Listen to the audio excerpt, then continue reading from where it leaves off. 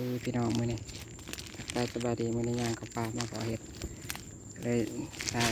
ดูให้เบิ่งเห็ดขาวไปเนาะ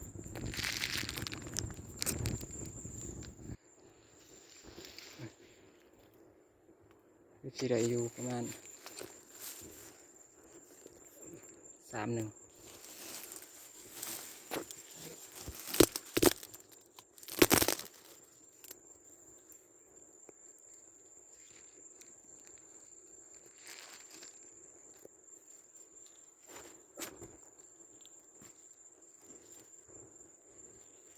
เอ็ดเกิน1เลย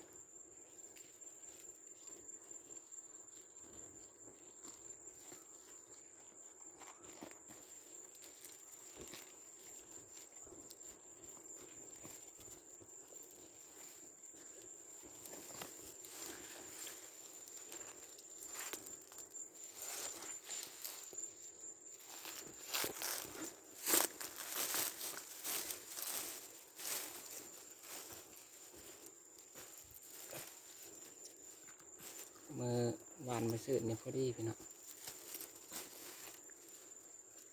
แต่ว่าบริมาเอาไว้นี่บ่ได้เขามาป่า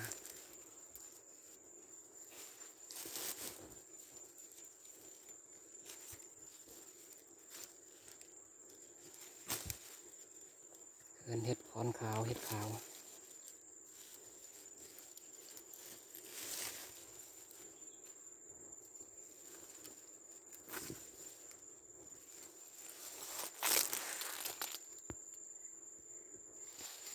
ได้เติบ